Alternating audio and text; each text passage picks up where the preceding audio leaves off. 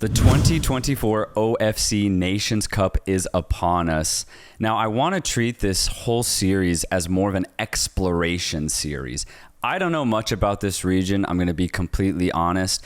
I have followed these teams very loosely over the last 12 years. My first introduction to the OFC Nations Cup was back in 2012. I saw the 2016 edition as well. Due to COVID, though, that entire tournament got completely canceled and they didn't reschedule it like they did the Euros, for example. So it has been 8 years since the last OFC Nations Cup was held. And in 2016, it was New Zealand who beat Papua New Guinea on penalties to ultimately lift that trophy. Join me here in 2024 and let's see what we can find out about these teams. I'm actually really curious, and I'm hoping that any OFC viewers who find this video actually comment down below. Let me know what you think about these teams, what you think about my opinion on these teams, because once again, I actually don't know too much about these sides. I've been following them very loosely, but let's see where these teams are at in 2024. So instead of doing kind of just a group analysis, the traditional way that me and Reynoso do it, I actually just want to rank the 8 teams that will be participating at this tournament. I think this will give us a better idea of what we should expect from certain teams and certain tiers, how they might be able to compete against teams that are above them, and even if they can. And I think this will just make it a little bit more fun for everybody. So let's go ahead and start off with the S tier. I'm going to go from top to bottom.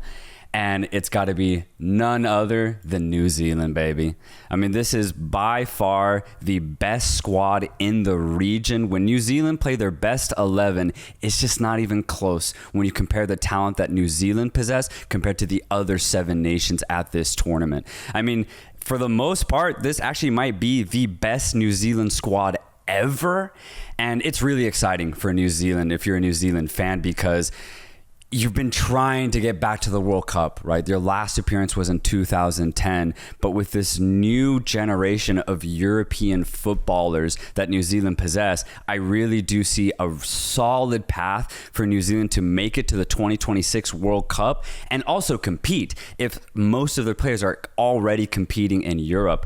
And when you look at it this year, they've played against Sweden, Qatar, the DR Congo, Australia, Greece, the Republic of Ireland, Egypt, Tunisia, and in pretty much all of those games, this European-based New Zealand squad has been able to go at them, play really good football, and compete. And there's some really exciting players too. Let's go through them. Sarpreet Singh plays in the 2 Bundesliga for Hansa Rostock. He looks like a proper number 10, very creative, very good on the ball. I'm really excited to see his New Zealand career kind of flourish as the years go on. But then you have a guy like Stamenic, defensive midfielder, winning titles in Serbia with Red Star Belgrade. Matthew Garbett just won promotion to the Eredivisie with Breda. McCowett playing for Silkeborg. You have left back Liberato Cacace starting with Empoli this year in Serie A. And then, of course, it has to be mentioned, the goals in the Premier League from Chris Wood at Nottingham Forest. I believe he got 13, 14 goals this season. He's been getting that amount for the last 5-6 years in the Premier League. That's the type of talent that this New Zealand squad has. It's really impressive, honestly. And we saw in the 2022 FIFA World Cup qualification that this team not only is really talented, but they do play good football. I think what we did see, though, is there is a bit of limitation on the side in the sense that they struggle to translate all of the midfield creation into actual goal scoring opportunities. In my opinion, I think they pass the ball a little bit too much, looking for that exact perfect opportunity. If they could just be a little bit more direct, get the ball to Chris Wood a little bit more often, maybe route one just more often, I do think New Zealand could be more deadly. They could translate more of their creations into actual goals. But here's the thing. New Zealand at the 2024 OFC Nations Cup is not bringing their A team. The coach has decided to bring the B team, and honestly, I'm actually completely okay with that. I already mentioned the teams that they've played over the last 12 months. That Euro-based team got plenty of experience already. So now let's see how the New Zealand B team can play against, the lower quality that's in the OFC. I think this is a really good opportunity just so the New Zealand coach can get a better idea of who the fringe players are in this squad. I like it. It'll definitely make it easier for the opponents, right? Because if New Zealand brought their A team to this tournament, it would have been a massacre. Let's be completely honest. If they had done that, they would have become overwhelming favorites. For example, when they played the Solomon Islands in the 2022 FIFA World Cup qualifying final, it was 5-0. 5-0. And that was the next best team that New Zealand could have faced in the OFC. So I'm completely fine with New Zealand bringing their B team to this tournament. I still think even with that fact, they are tournament favorites. They are the reigning champions as well. And when you look at it, they've won 5 out of the last 10 OFC Nations Cup. This team truly is royalty in this region. They always boast the best talent. And even though they're bringing a B team, I still think they are definite favorites to lift the title. All right, so now continuing with the ranking, it really should be no surprise. There's not going to be another team joining New Zealand, right? We're not going to sugarcoat this. There is no other S-tier team. It's just New Zealand. Well, a fun little fact, though, is New Zealand has never won back-to-back OFC titles. If you take that into account, then there actually might be another champion this year. Although, obviously, no matter what, New Zealand are always going to be favorites. But who's going to be in that A tier? Well, if you are following OFC, it shouldn't be a surprise. I'm actually going to start here with New Caledonia. Now, this country has a lot going for them. At club level, Gyeonggi Sport were the last team outside of New Zealand to actually lift the OFC Champions League title. But not only that, they're just coming off of the gold medal win at the 2023 Pacific Games, where they beat the Solomon Islands on penalties. It was a really back and forth match, ended 2-2. They were right there in the Prime Minister's Cup, losing 1-0 to the Solomon Islands. So against other opponents in the OFC over the last 12, 18 months, New Caledonia has been very, very good. They have an excellent track record. And when you look at some of the talent that's been coming up, again, I don't know them really, and I'm really excited to see them in this tournament, but they have a player named Luis Waya who scored 7 goals at the Pacific Games. Their captain, Cesar Zeula, plays in France, albeit in the 5th division, but for a country like New Caledonia, I think that experience is very valuable. And looking at some of the New Caledonia games that they played in the Pacific Games, they're very direct, they're incredibly aggressive, and they got some players that can take on other OFC opponents one-on-one when they go out wide on the wings. I like New Caledonia. They have a fantastic offense, in my opinion, and I think because of that and because they're organized at the back, they definitely are the next best team outside of New Zealand. And when you compare them to the other teams, maybe not the Solomon Islands, but the other teams in the OFC, I think New Caledonia definitely have the better chance of winning. That's why they are in this A tier. And I'll be really excited to see New Caledonia play against New Zealand because New Zealand's bringing their B team. I think New Caledonia's A team can try and do their best to keep it tight and competitive against New Zealand's B team. Now, joining them in that A tier, there's actually one other team, and that's going to be the Solomon Islands. I've already kind of mentioned them as they made it to the finals at the 2023 Pacific Games, losing barely on penalties to New Caledonia, and they actually bested New Caledonia in the Prime Minister's Cup that also happened last fall. Solomon Islands are really fun, honestly. I think they have the most entertaining offense in the OFC if you consider New Zealand have a B team, just because when you look at the way the Solomon Islands play, it's pure pace, a lot of dribble penetration, and it's short, tight passing once they get into that final third. It's a different style when you compare them to the rest of the OFC, and it's super entertaining, as I already mentioned. So I'll be really excited to see the Solomon Islands play at this tournament because I do think that they can go far. It'll be tough in the group that they're in, and we'll talk about that later, but I do think Solomon Islands possess enough talent to, go to the semifinals, and if they can get a favorable draw, they could find themselves in the finals. In 2016, they were able to make a semifinals appearance. They got out of the group stage. And again, in the 2022 FIFA World Cup qualification final, they were able to make it there. Yes, they did lose 5-0 to New Zealand, but that's going to happen to anybody pretty much at that point. So the Solomon Islands, in comparison to the rest of the OFC, they are truly one of the best. There's two players that I do want to highlight, though. That's going to be Rafa Leai. That's not Rafa Leao. It's Rafa Leai. Plays actually in, Bosnia. Although I noticed that he actually went back home because he got homesick, and I completely understand that. I believe he's only 20 years of age, but he has a really good goal-scoring record for the Solomon Islands, 11 goals in 17 appearances. And there's a new guy, John Orobulu, who went off at the Pacific Games, scoring 8 goals in just 7 appearances. So there's some really exciting forward-going talent for the Solomon Islands, but they've always had that, especially over the last 10 to 12 years. So definitely expect the Solomon Islands to have another good showing here in 2024. Moving along, we're going to enter the B tier now, and I'm going to start off with Tahiti. Now, Tahiti's fun, man, because if you remember, they were the only team outside of New Zealand from the OFC that went to a Confederations Cup. And it's because they are the only team outside of New Zealand and Australia that have actually won the OFC Nations Cup. And that happened back in 2012. And yeah, I think a lot of people remember them for their showings at the Confederations Cup. Obviously, I think they conceded over 20 goals in 3 games. It was pretty insane, but that wasn't the story. The story was such a small footballing nation made it to Brazil, and they got to play against Spain. They got to play against Nigeria, and I think that's a moment that the Tahitians and those players specifically will never forget. I won't forget it, how magical it was to see such a small island country make it to a massive stadium in Brazil. It was a beautiful moment. I remember it was the Teihau brothers. There was 3 of them. There's also a 4th Teihau cousin.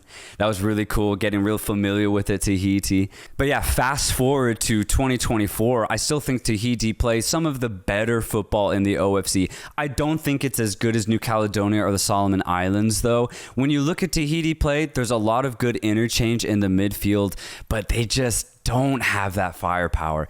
They don't have a guy that they can go to out on the wing who can take players out on one-on-one. New Caledonia and Solomon Islands, they possess those type of players. I just don't think Tahiti have that. But overall, they do play good football. The ideas are there. They just don't have any finishers. So I think the result will be Tahiti will be able to compete, right? And they'll be able to compete against the Solomon Islands, New Caledonias of the OFC. Overall, the ideas are there. They can compete with most of the OFC, even New Caledonia and the Solomon Islands. I just think they're going to struggle in those most pressurized situations to actually put the ball in the back of the net. That's why I have Tahiti in the B tier and not the A tier. I think if they had a true goal scorer or true deadly wingers, I would put them right there in that A tier, but they are just lacking a bit in that offensive department. 2 players that I do want to highlight, though, the experience of Teanui Teihau, I think is going to be very valuable at this tournament. And then they have another player who just hit the scene, Roonui Tini Rauauri. Probably butchered that one, but he's just got a couple of goals for them at the Pacific Games as well. So I think there is something to look forward to for Tahiti at this tournament, but I just wouldn't get too excited, especially when there's New Caledonia and Solomon Islands playing really good football. Joining them in the B tier, I'm going to go Fiji. Let's go Fiji, baby.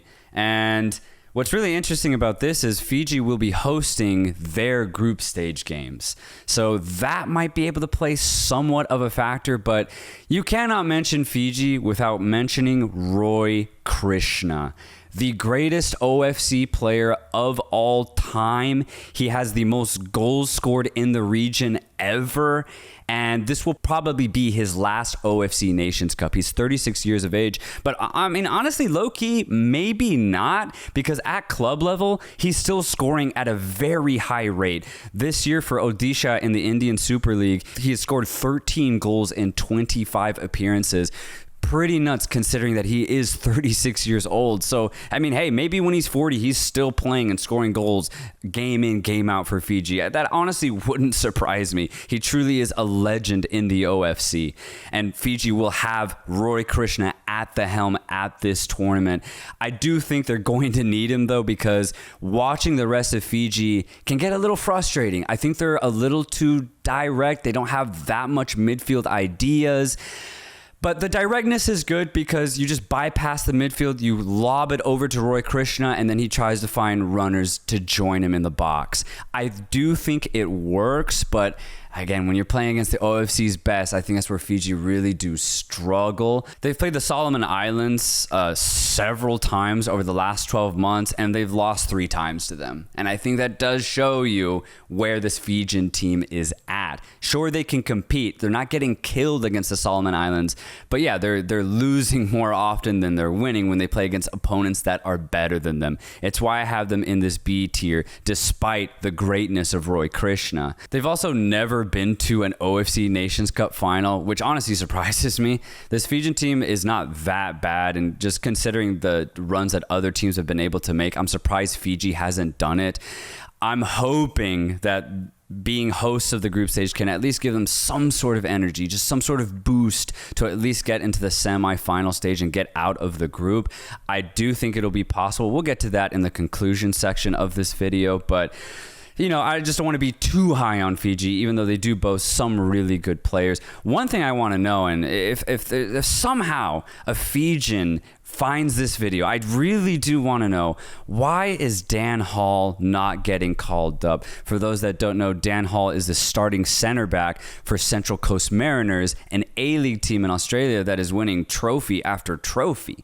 So I'm just really surprised that he's never gotten called up. He didn't get called up now. I don't know what's going on. Is there beef between him and the Federation, or is he not really Fijian and Wikipedia has it wrong? Like, I don't know.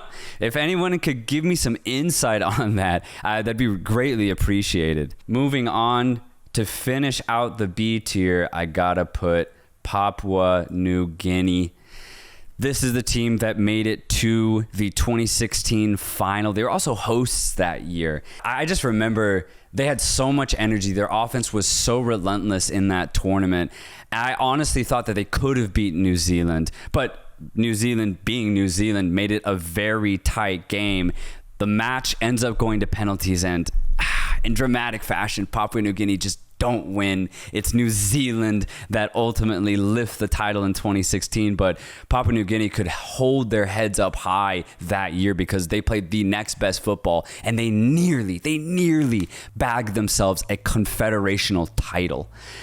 But since then, it's been pretty bad for Papua New Guinea. They're not playing the worst football in the region, but just considering their recent form, it's just not looking good.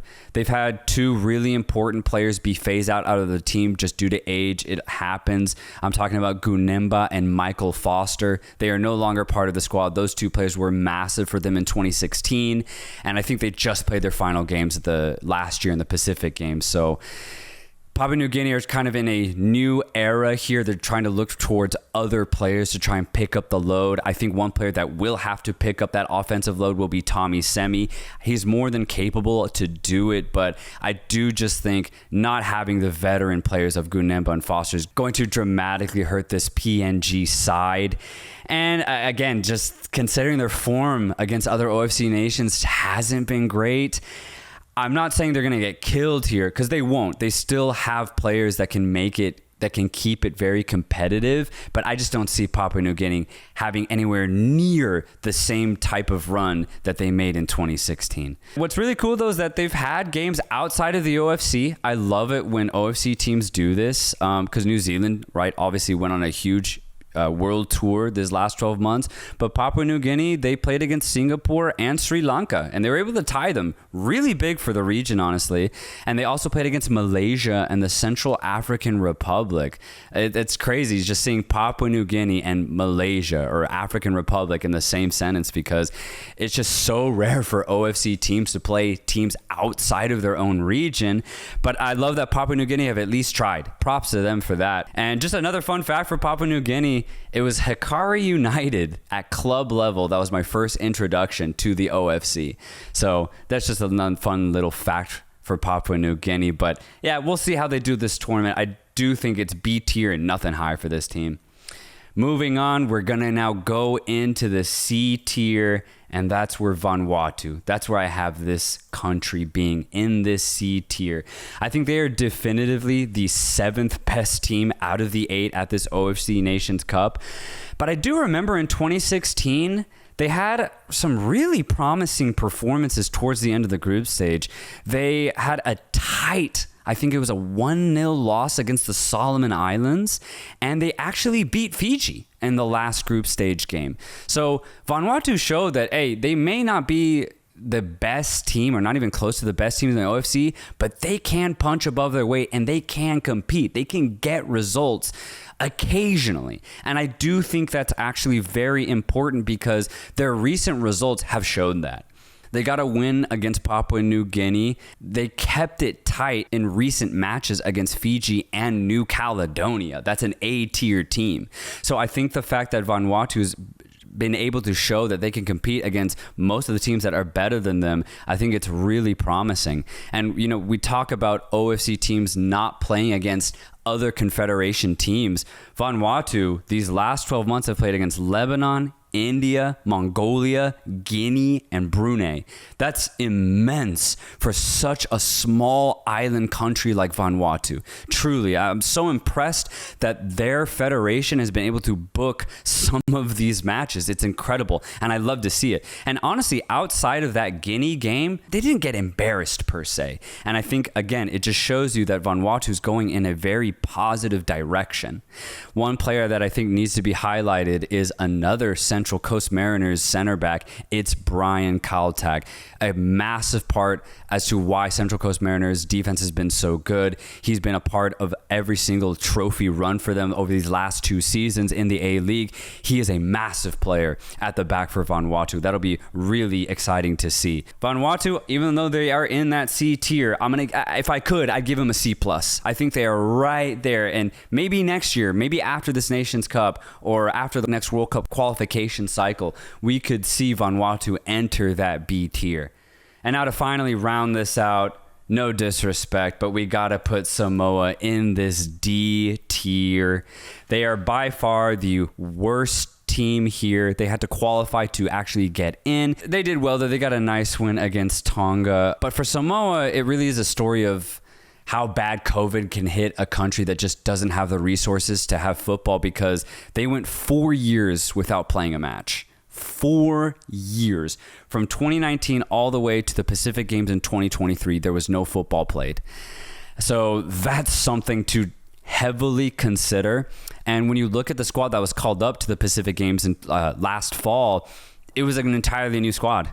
Which makes sense because 4 years had passed. Most likely, a lot of the players that played in 2019 probably just don't even play anymore, or just, they're trying to pick up themselves back up to club football. It is pretty crazy that a country can experience something like that. But honestly, all things considered, they had a great Pacific Games showing. Ultimately, they ended up losing to Tahiti in their last match, but it was tight. It was tight, and if you look at this ranking, that's a B-tier side that they were able to go up against and barely lose. Now, they were there at the 2016 OFC Nations Cup, but they got absolutely murdered. I think they conceded 19 goals, and they didn't score a single one. That was back 8 years ago. But again, I think their recent showing at the Pacific Games might show that this Samoan team is on a different trajectory this time out, and I really do hope so. There's 2 players that I do want to highlight. That's Andrew Setefano. He's the only veteran in this squad at 36 years of age. And then on the other spectrum of age, there's 17-year-old Pharrell Trainer, who plays in the 4th division in Germany for Schott Mainz. I think that's honestly really exciting for a country like Samoa. But we'll see. I think they definitively are the worst team here. They've historically have gotten smashed every time they make it, but maybe the Pacific Games is going to show otherwise. You hate to see a team concede 20 goals in 3 games. You really do, and I do not want that this time out. So here we have it, folks. We have New Zealand in the S tier, New Caledonia, Solomon Islands right behind them in that A tier. B tier, Tahiti, Fiji, Papua New Guinea, all alone in that C tier with Vanuatu. But remember, I think it's a C plus, honestly. And then D, maybe, I'll even say D plus. Let's put Samoa in that bottom tier. Now, let's just quickly go over what the two groups comprise of. So in Group A, we have New Zealand, New Caledonia, Solomon Islands, and Vanuatu. This is a hell of a group because only two can go through. And this group, according to my opinion, has three of the best teams in the region. This is an insane group, and I'm honestly upset because I wanted to see these three teams go to the semifinals, and I think they would have if one of them was just in the other group, but nope, one of them is not going to make it out, and that's going to be really interesting, folks. So get excited for Group A because this is going to be insane. Every single matchup between these three teams I think is going to be very tight, especially remember considering that New Zealand is bringing their B team. For Vanuatu, this sucks. This sucks because I think if they had teams from B tier in their group, I think they could have really shown out here. Here's the interesting thing, and I can't believe I forgot to mention it, but Vanuatu are actually hosts. They are the main hosts of this 2024 OFC Nations Cup, and that might be able to help them, right? They were able to pull off some really good results 8 years ago on the road. Maybe they can do something purely magical here as hosts. They will be hosting every single group stage game, and also every single knockout stage game will be in Vanuatu. So I think it's really exciting. At the very least, I know they will compete against New Caledonia and Solomon Islands. I just hope that they can keep it tight. And with that host energy, we've seen it in Qatar, we've seen it in the Ivory Coast, who knows what we'll see in Germany, but maybe Vanuatu will be able to pull off something incredible, but I just don't want to put any money on it, man. Not especially considering that they just have the three best teams to face in their group.